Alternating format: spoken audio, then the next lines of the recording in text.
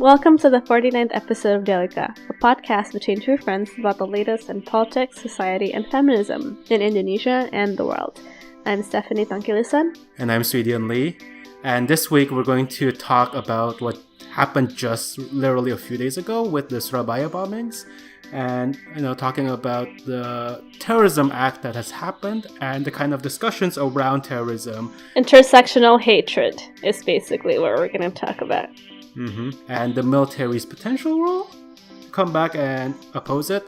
At a time when it's the 20th anniversary of the May 98 riots, we're going to talk about that. And listeners, this is not one of the happier episodes, but I think if there's a week to be a little bit more real, this is it.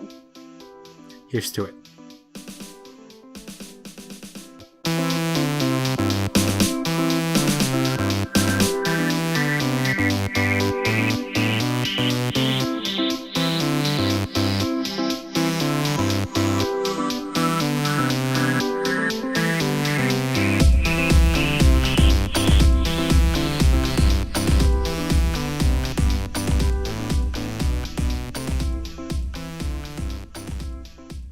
So as most of you must have heard by now, over the weekend on Sunday, May 13th, there was a series of church bombings that happened in Surabaya in East Java. The first church killing, which the father was identified by police as Dita Oprianto and his wife Puji Kuswat, had two daughters aged 9 and 12, and they attacked the Indonesian Christian church.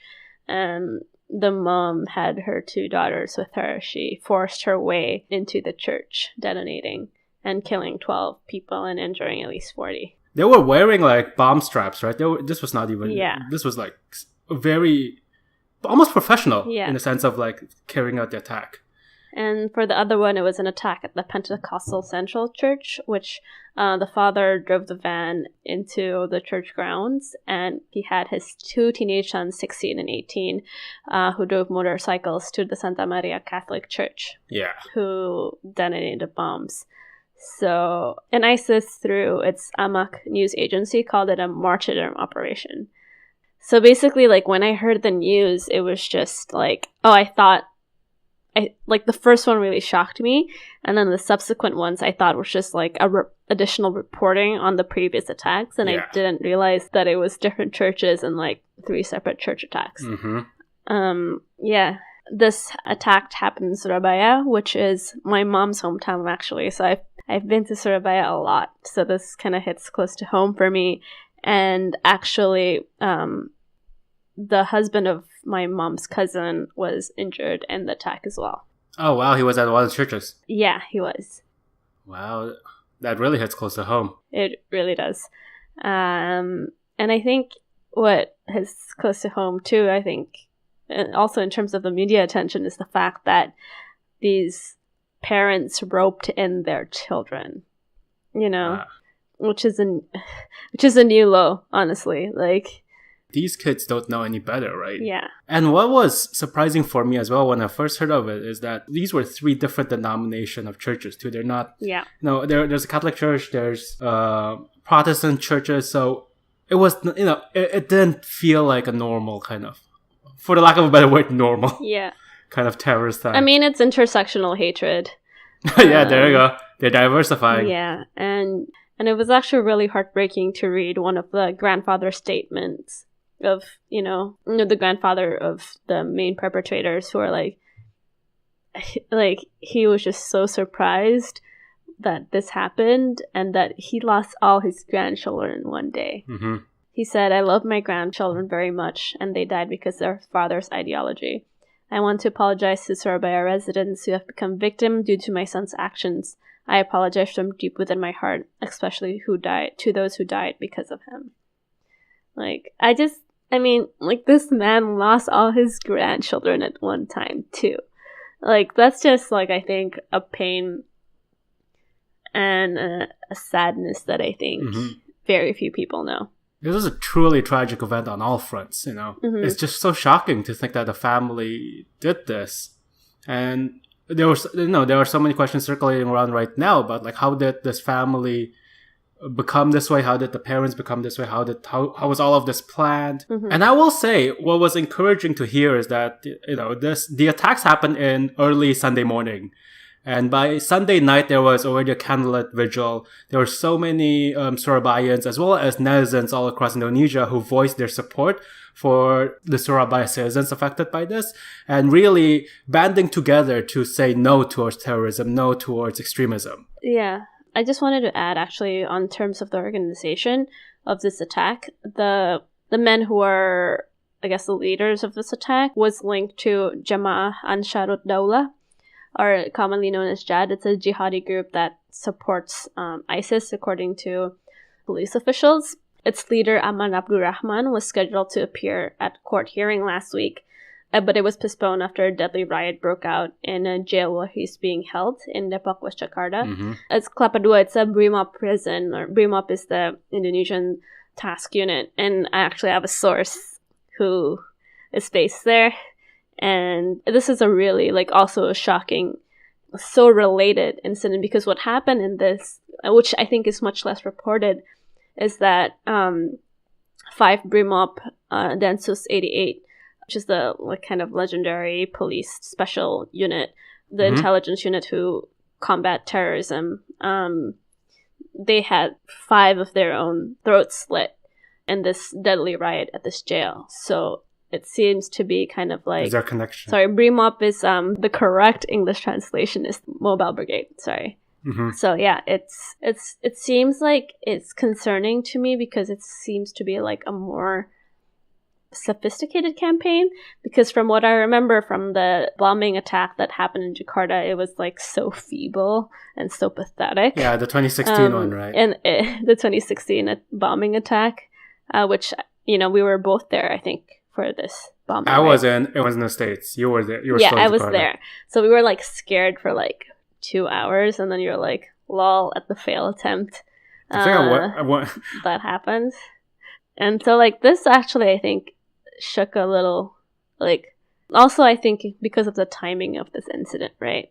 This happened on the 20th year anniversary of the May 98 attacks. Yeah.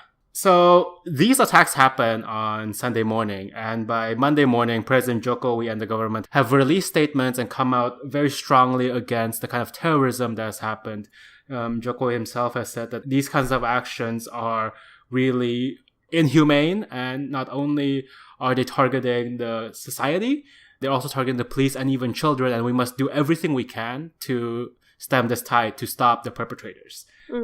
On that front, then, he also mentioned the fact that there is right now in Parliament the revision of the anti-terrorism law that's currently up for debate, and he's been pushing the DPR, or the Parliament, to really get it through so that it can be signed into law and legalized, so that the police and other forces can be empowered to do more to fight this kind of terrorism. Can you break down a little bit on what the bill actually wants to do and wants to change? This bill, the terrorism bill that was signed into law in 2003, after what I think a lot of people would agree was the last time there was a really massive deadly bombing in Indonesia, which was the Bali bombings in 2002.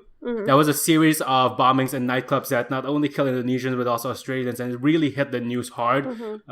So this law was crafted hot on the heels of that attack, and also the general sense of fear against terrorism after 9/11. And all of that. So this was what's called the Criminal Terrorist Action Law, and it was passed so that it allows the police and the military to respond to terrorist attacks, it giving them a lot of legal power to detain suspects and broaden the definition of what it means, what terrorist means. Right now, the changes that are up for debate is to broaden those definitions further so that the police can arrest those who are espousing hate speech or spreading radical content, as well as those taking part in, trainings or extremist groups that might be interested in these kind of ideologies. Yeah. And I think another big distinction I want to make is the addition of allowing the military to be involved in counterterrorism, because, the Mobile Brigades, BRIMOB, and Densus 88, it's a police task force that has the jurisdiction to fight terrorists. And to have the military be involved, there must be a request from the police or from the governor, according to 2002 police laws, to have them come in. I think this change in laws wants to make it easier for the military in some way to be involved.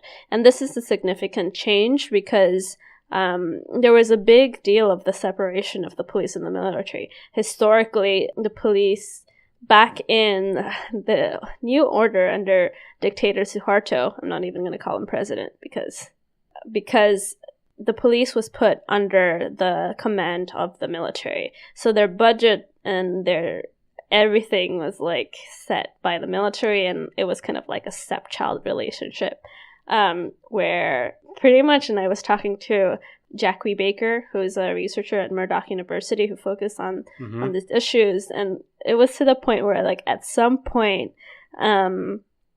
she heard that during this time, like, whenever there was foreign training abroad, like, the military would just, like, take all these slots and, like, use police uniforms and, like, take over.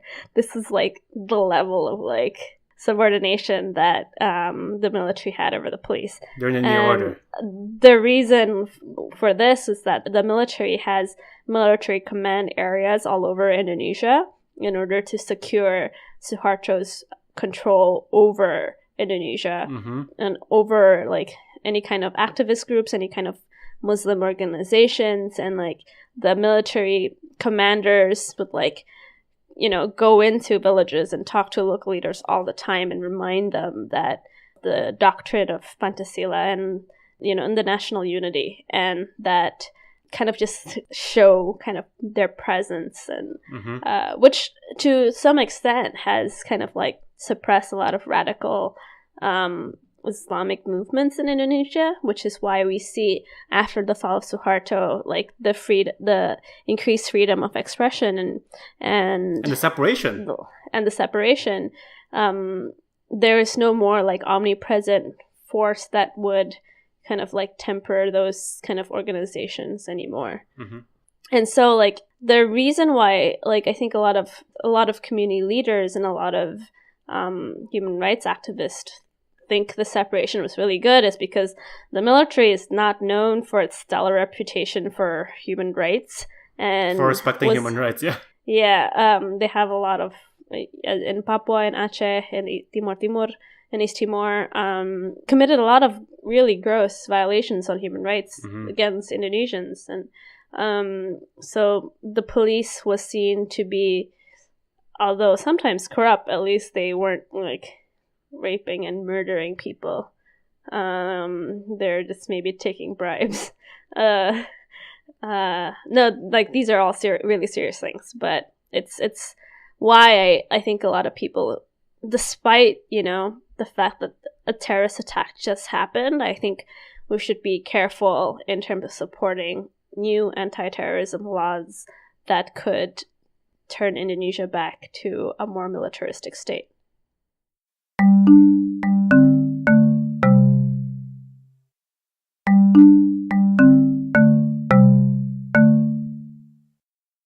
You know, right after a really terrible event happening, this is when people are really emotional and they want quick solutions. And as Stephanie has put it, a lot of human rights activists are concerned that if this revisions to the terrorism bill is signed into place, it would create a really broad definition of terrorism. People will be wiretapped.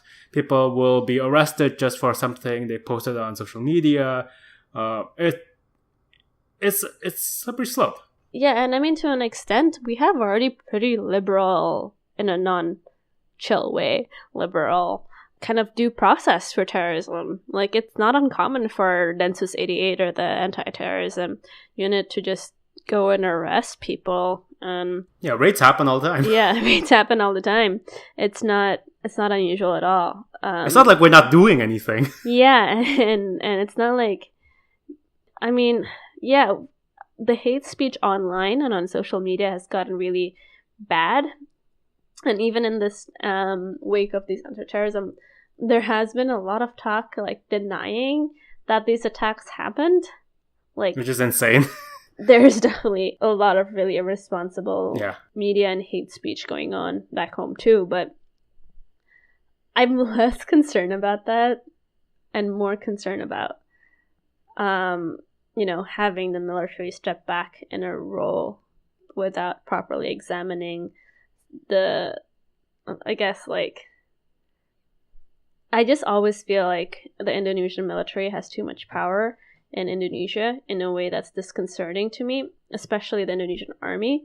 I think I also want to talk about that in relation to the timing of this attack as well. Mm-hmm. The fact that this happened in the 20-year anniversary of the May 98 riots, in which overnight, pretty much, Jakarta, the capital city where we both grew up, burst into flames, and within a few days, quite literally, 2,000 people died, and then there was over 200 rapes of Chinese-Indonesian women.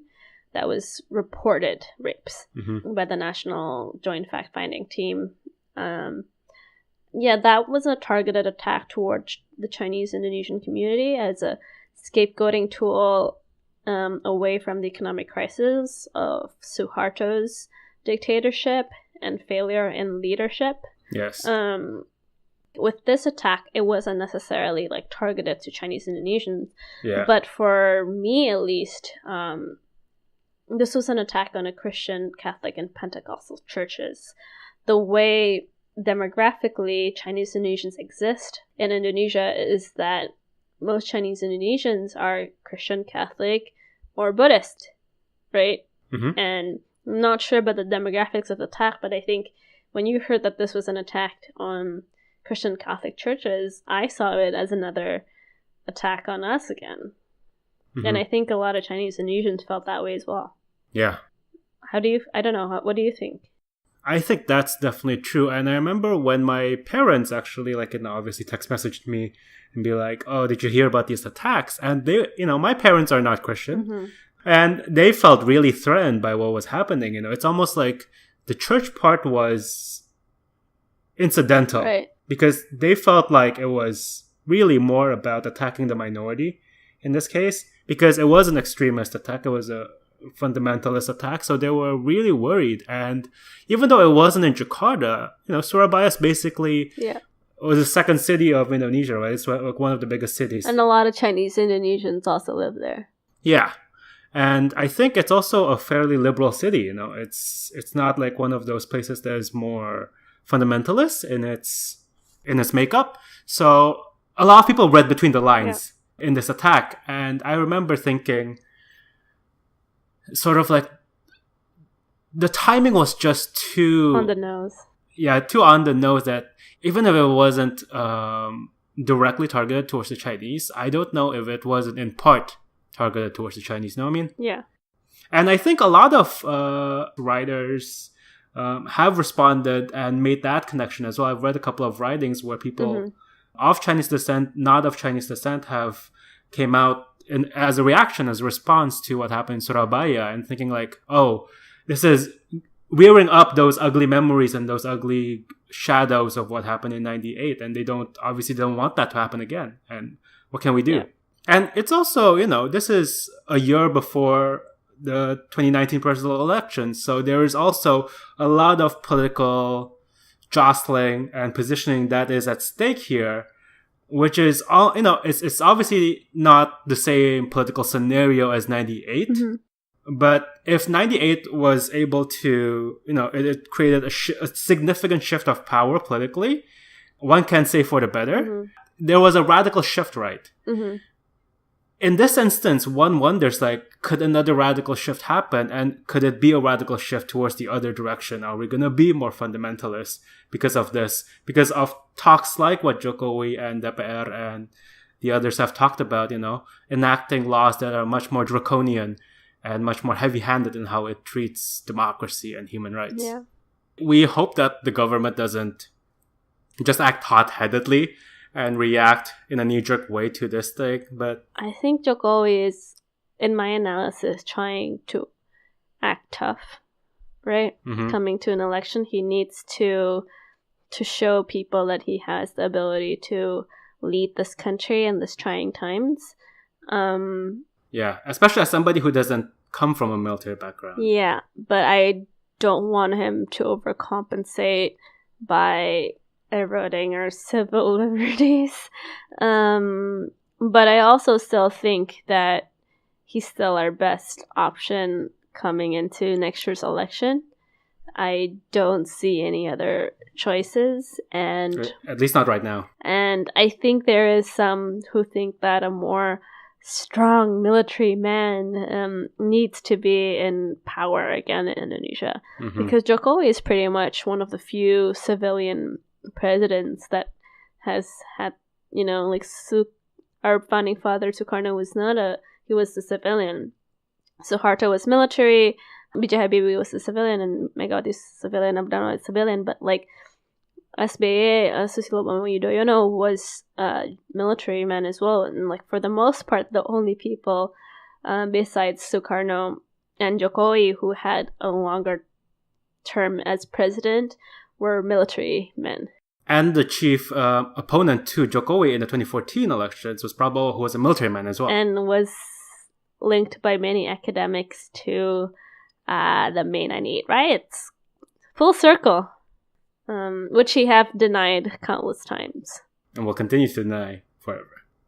But yeah, so there's real threat about people wanting somebody, like you said, much more heavy-handed, much more militaristic in their power. And we just need to keep an eye out and make sure that people's civil liberties are still being respected. Yeah. We're going to keep an eye out on this issue, and it's fast developing. This just happened within the last 4 days, and yeah, we want the best for Indonesia, and we're going to continue to advocate for democracy and fighting against people who support terrorism, who support extremist ideas. Like, this is not the Indonesia we grew up with. This is not the Indonesia we want for the future, and I hope our listeners agree with us on that front.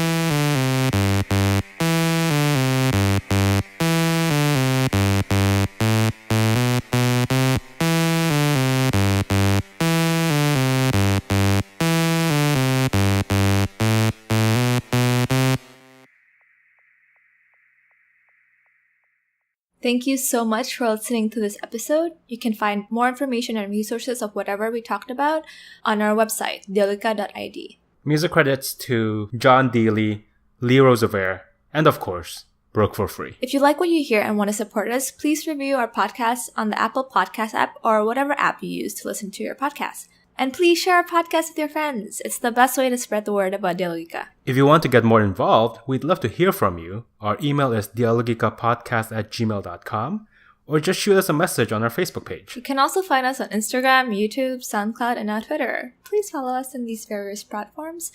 Our Twitter handle is @dialogikapod. Also, follow me on Twitter. It's Steftang. That's STEPHTANGK. Thank you again, and see you guys next time. Bye!